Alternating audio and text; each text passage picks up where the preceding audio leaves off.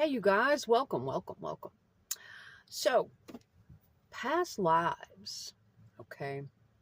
This is a subject that, among many subjects, that really fascinates me, that I'm really interested in, and I'm very open to possibilities. I'm open to examinations and discussions about it.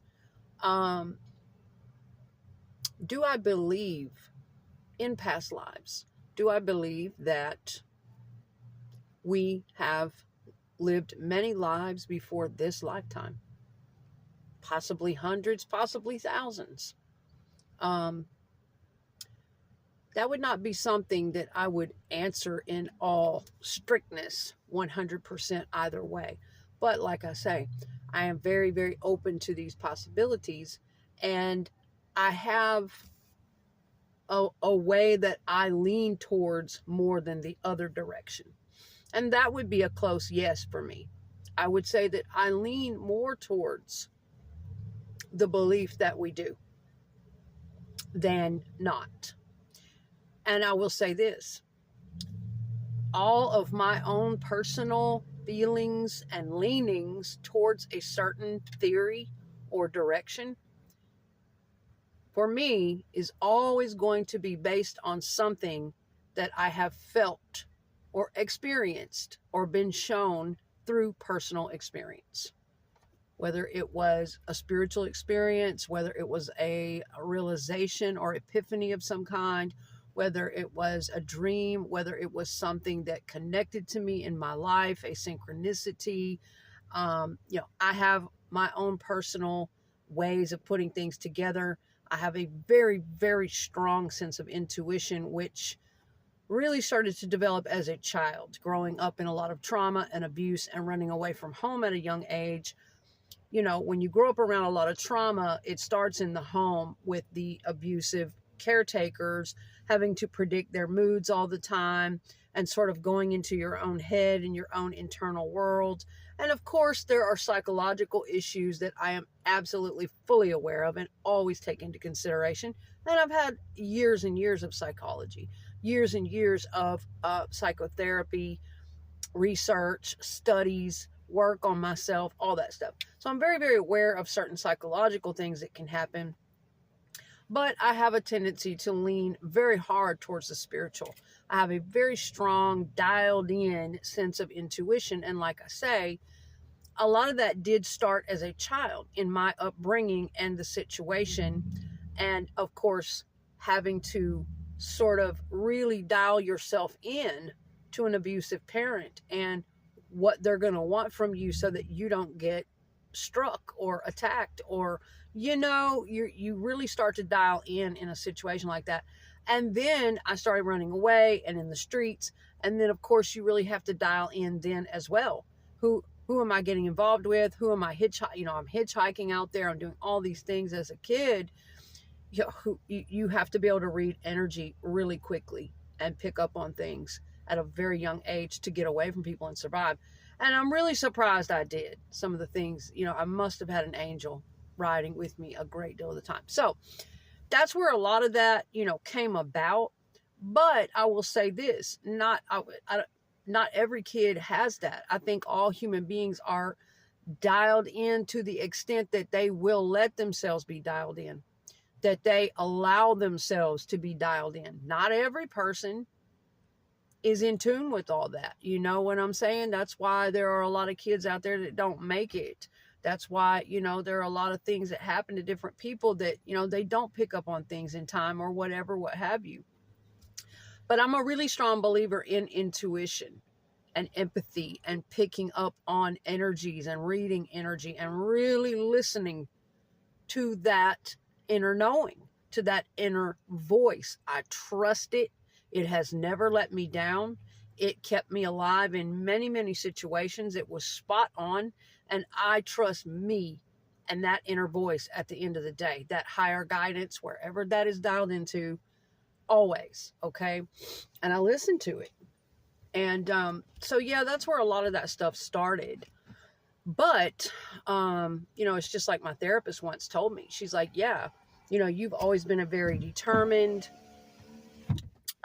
intuitive, empathic, dialed in person who's always been, willing to really open up and be self-aware and work on yourself. And just this desire and determination to learn, to grow, to, just tune in instead of tune out, especially after what happened to you. A lot of people do tune out. And there were many ways that I did tune out for a lot of years, became numb, all kinds of different practices and whatnot. But all in all, throughout my life, yeah, and she's like, you always had that. She's like, it just kind of came natural to you. She's like, it has to be a part of you somewhere in there. It's not something external always that causes it 100%. Now, it can influence it. It can, whatever, but it's also something that's naturally a part of your being. You're just naturally intuitive. You are naturally determined. You're naturally open, inquisitive, and serious of dialing in to those types of things. So, that's that. And growing up the way I did, I always had quite a spiritual side, but let's keep it on topic. Let's come back full circle here and talk about past lives. Like I say, I can't ever give people a 100% answer because none of us really know for 100%. Okay. We know what we know from our own intuition, our own experiences. I will never be a person who just runs with the latest trend or what's popular or what society expects or, what I'm afraid I need to say so that I'll be liked, or none of that shit. I could care less what is popular right now, what's trending, the latest spiritual practice, or I don't care about any of that shit. I never have. It's like I get what I need from in here, and I always have. And so, I lean towards believing more on the yes side, and that comes from years of questioning that theory. That comes from years of doubting it. That comes from years of research and study and reading and having certain experiences in my life and watching and observing the patterns in my own life and in the people close to me. And one of the things that I think I heavily lean towards, we have done this before, and that we do continue to reincarnate if we want to, and that we've had different lives in the past, is because I see it in everyday living. And I think that if you pay attention and you're dialed into that and you really know your own body and you've been paying attention and you're self-aware and you've paid attention to your own patterns over the years and you pay attention to those of other people that are close to you, I think you'll see some of this stuff in your everyday life. I have, and that's kind of what I feel like it is. For instance, growing up, I pay attention to the things that have no doubt, with no doubt, stuck with me since I was a child. I pay attention to the sensations in my body when I feel a certain way about something, when I think about certain things. I pay attention to what my body's feeling, what I'm feeling emotionally, and I've literally got it so fine-tuned. Now, this requires extreme self-awareness. This requires years of really tuning into yourself, doing your psychological work if you need to, doing your shadow work, clearing out all that shit, doing your spiritual work, going through your ascension process and increasing your consciousness and working on all these things.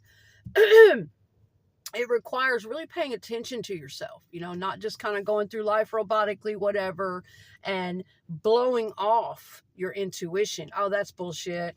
Oh, that's, crap. And a lot of times we keep ourselves, when we're around other people all the time and we're go, and we like to keep ourselves entertained and distracted. And if we have a hard time being alone and sitting with spirit, to me, these things heighten intuition becomes more heightened and self-awareness becomes more, you become more aware of everything about yourself and more dialed in if you can spend some time alone in solitude. It requires periods of that, okay? And then these things will become more heightened.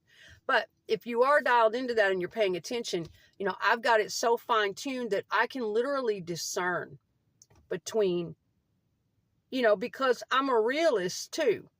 And if anybody's going to question a theory, if anybody's going to question something and get to the truth of it and the authenticity of it, it's going to be me.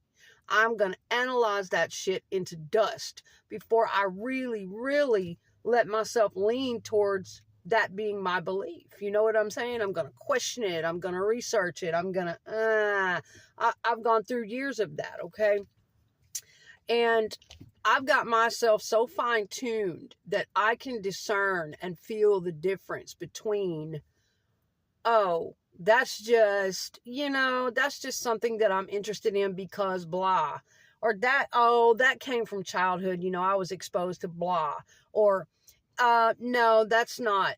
Or this very visceral, gut-wrenching, deep, nagging feeling, okay? I can tell the difference, and that's what you have to be able to do to pick up on these types of things. Now, I'm not saying it's going to be the same for everybody, but these are my personal feelings, okay? Experiences, and, please do your own research. I'm not a professional of any kind, and always be sensible and be safe. If you need help, and you think that there is something seriously medically or emotionally wrong with you mentally, please reach out for help from someone who has expertise in those areas, okay? Always be safe. But these are my personal thoughts, feelings, expressions, and experiences. And I'm able to discern. And so that is kind of how I tell on the day-to-day and throughout the years and throughout my life what I feel like is possibly coming from past life experiences or past life situations and showing itself in little bits and pieces and fragments of my everyday life now throughout the years. Yes. And how I discern those things is like I just said, the things that have really kind of always been there with me, that I may have developed an interest in childhood or been very drawn to without any real exposure in my family, without ever seeing it on television, without anyone, without any real way to tie it to something. Those things that I have been drawn to, those things that I have just loved all my life. And it's not just love those things, because there can be many other explanations for this kind of thing. But it's not just been interested in and loved those things, but it will also come with a very, very intense feeling underneath that surface. A very sentimental, very guarded, protective, almost, ready to fight for it, or, just break down in tears over it, or just some kind of deeper knowing that I belong to that is me, that is a part of me. It's that kind of feeling. You get what I'm saying? So that is kind of how I discern things in everyday life, so that I can rule out what's bullshit. Oh, okay, what am I just attracted to because, I saw that on TV as a kid, and it's part of my childhood and I'm just attracted to it, or what's because I was influenced by this, or what's because it's just because of something I like, or what is because it possibly ran in my family with ancestors that I never met, or what is because we take all of that into consideration. But I lean heavily towards believing that I see parts of myself and things, situations, elements of myself that I probably existed in some type of other life before I incarnated, before my eternal soul incarnated into this physical existence as who I am now and took this on. I lean heavily towards feeling those things all of the time. For instance, I can give you a couple of examples. There are certain things that really have stuck with me all my life. Number one would be my spiritual inclinations. And even as a young child, being very, very drawn to things that I really knew nothing about, as far as astrology and the occult and just different types of spirituality that was really over my head at the time that I didn't have a real great understanding of, but still being very drawn into it. We had a little psychic shop up the street from my home back in the late 80s. And they had crystals and books on astrology and astral travel. And I would see that word astral travel a lot back then, but never interested in it. It was kind of weird to me. Never would take interest in it until almost 30 years later. But I was very drawn to this shop as a 10, 11, 12-year-old kid. Really, really little. I would wander off and go up there and just walk through the store, take in everything.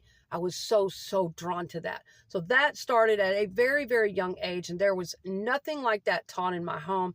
My father was Christian, but he was also abusive and alcoholic and kind of twisted up on things, but he would preach the Bible. My parents did send us to church and Sunday school in the Christian churches and Vacation Bible School, which I have nothing against. We got a mixture of things. And then my mother was not religious at all. She might as well have been atheist. She's not a really expressive person or emotive person, not religious, not even spiritual. She was a member, though, of a club called the SCA, Society for Creative Anachronism, which was a really fascinating organization where they would all gather together and dress up like, times in history, medieval times, and cook things and, just make crafts. And it was a really neat group. And she has always been a history buff and someone who was into history and even prehistory, and she's an artist. And so, I kind of did have some very extremely different influences growing up. But as far as the past life thing, or as far as the spiritual thing and where I got that from, and anybody in my home influencing that one way or the other, no, never. And I didn't pick it up at school. This was before any of that. This was me being really, really small. And I remember it calling me, just being very, very drawn to that little store. So that's one example. I don't have much more time in this video, guys, but I am going to continue it in a part 2. I love this conversation. It fascinates me. And in part 2, I'm going to give you another example of why I really lean towards thinking that we do see bits and pieces of our past lives in our everyday life now, if we are really in tune with our intuition and we're really dialed in to our body and our emotions and what's what, and we're really self-aware. Absolutely, I believe we can pick up on these different things, and we are seeing bits and fragments of possible past life situations, who we were, what we loved, what we were drawn to back then. We're seeing that in our everyday lives now. I really do. But in part 2, I'm going to tell you guys a second example, and we'll get more into this conversation about something that I have been very sentimental and drawn to and had so much respect for all of my life, and I absolutely don't know where it came from. And I'll tell you some different things about family members that I've noticed. I think some of them are really, really old souls. My brother, especially him, and born onto this earth, I feel like some people really have never wanted to be here since they got here, and that it's just weird things you can see about other people's souls if you're kind of dialed into that level and you really pay attention. All right, guys, I will come back in a part 2. Thanks for watching. And I would love to hear from you guys. Leave comments if you would like. Share your thoughts and experiences on it. But I'm interested to connect with others who have like minds, who are on that wavelength, or who find this interesting. I know there are people out there, so please feel free to share your experiences. But as for the trolls, you can miss me with that. I realize this won't be for everyone. I'm not even trying to hear it, so miss me with the troll crap. But the rest of you, thank you for watching, and I'll see you in part 2.